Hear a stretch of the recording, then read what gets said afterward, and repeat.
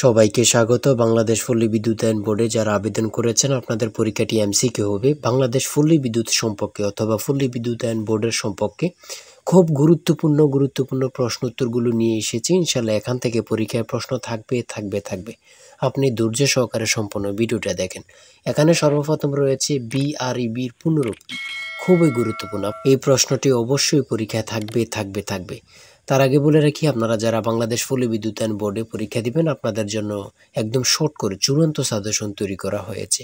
আপনাদের পরীক্ষাটি সর্বপ্রথম 60টি এমসিকিউ নিয়ে অনুষ্ঠিত হবে, তারপরে 20 মার্কে লিখিত পরীক্ষা হবে। লিখিত পরীক্ষা এটা কিন্তু বেশি জরুরি না। সবথেকে বড় কথা হচ্ছে এমসিকিউ পরীক্ষা। আপনি যদি এমসিকিউ পরীক্ষায় ভালো মার্ক ওঠাতে পারেন তাহলে আপনার চাকরিটা কনফার্ম করা যাবে। যারা এই পরীক্ষা উত্তীর্ণ হতে চান, এমসিকিউ প্লাস লিখিত পরীক্ষার জন্য আমরা একটি শর্ট চূড়ান্ত সাজেশন তৈরি করেছি। সাজেশনটি নিতে স্ক্রিনে দেওয়া হোয়াটসঅ্যাপ নাম্বার রয়েছে, ইমো নাম্বার রয়েছে, দুটোর মধ্যে যে কোনো একটি মেসেজ করে সাজেশনটি সংগ্রহ করুন। সাজেশনের মূল্য 100 টাকা। আমি বলি, যারা পরীক্ষা দিবেন প্রত্যেকে 100 টাকার বিনিময়ে হলো প্রত্যেকে সাজেশনটি সংগ্রহ করবেন। A to Z শেষ করে যাবেন, ইনশাল্লাহ আপনি পরীক্ষায় উত্তীর্ণ হয়ে যাবেন। সর্বপ্রথম প্রশ্নটি রয়েছে বিআরইবির পুনরূপ কি? বিআরইবির পুনরূপ হচ্ছে বাংলাদেশ রুরাল ইলেকট্রিফিকেশন বোর্ড। তারপরে রয়েছে প্রবিশের পুনরূপ কি? পল্লী বিদ্যুৎ সমিতি। তারপরে 3 নম্বরে রয়েছে বর্তমানে বিদ্যুৎ বিতরণ খাতে কয়টি সংস্থা কাজ করেছে বা করছে? 6টি। খুবই গুরুত্বপূর্ণ। তারপরে রয়েছে বর্তমানে পল্লী বিদ্যুৎ সমিতি কয়টি রয়েছে? খুবই গুরুত্বপূর্ণ। এই প্রশ্নটি আসার সম্ভাবনা রয়েছে 80টি। এই প্রশ্নটি কত পরীক্ষায় যে আসছে আল্লাহ ছাড়া কেউ জানে না। তারপর হচ্ছে কোন দেশ থেকে বাংলাদেশ বিদ্যুৎ আমদানি করে? কোন দেশ থেকে বাংলাদেশ বিদ্যুৎ আমদানি করে? সেটা হচ্ছে ভারত থেকে। পল্লী বিদ্যুৎ এর মোবাইল অ্যাপের নাম কি? খুবই গুরুত্বপূর্ণ। পল্লী বিদ্যুৎ এর মোবাইল অ্যাপের নাম হচ্ছে পল্লী বিদ্যুৎ সেবা। তারপরে রয়েছে কাপ্তাই জলবিদ্যুৎ কেন্দ্র কোথায় অবস্থিত? খুবই গুরুত্বপূর্ণ। রাঙ্গামাটি জেলায় অবস্থিত। আমি বলে রাখি, প্রত্যেকে যারা পরীক্ষা দেবেন প্রত্যেকে আমাদের সাজেশনটি অবশ্যই সংগ্রহ করবেন। তারপরে রয়েছে ভারত থেকে বাংলাদেশ কত মেগাওয়াট বিদ্যুৎ আমদানি করে? সেটা হচ্ছে 1160 মেগাওয়াট। ভারত ছাড়া আর কোন দেশ থেকে বিদ্যুৎ আমদানি করার পরিকল্পনা রয়েছে?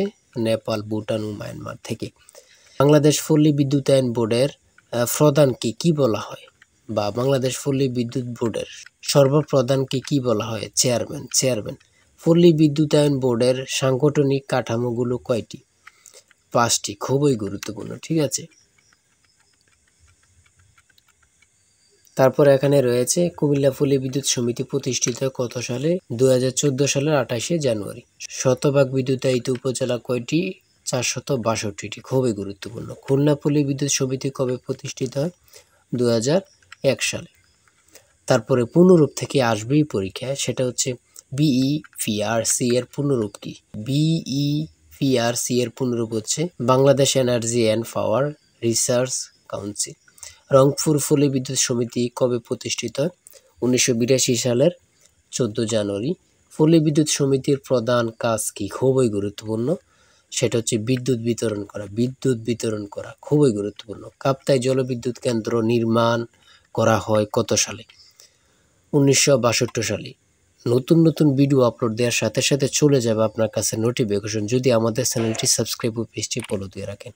আমাদের চ্যানেলটি সাবস্ক্রাইব করে রাখলে পরীক্ষা কখন শুরু হবে, কোথায় হবে, A to Z যাবতীয় রেজাল্ট থেকে শুরু করে সকল কিছু নিয়ে আমরা ভিডিও আপলোড দিয়ে রাখবো। আমাদের চ্যানেলটি অবশ্যই সাবস্ক্রাইব করে রাখবেন, ইনশাল্লাহ আপনি সকল তথ্য সবার আগে পেয়ে যাবেন।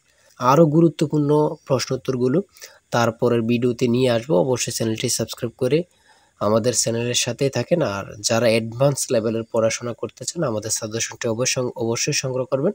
সবাই ভালো থাকবেন, সুস্থ থাকবেন। আল্লাহ হাফেজ।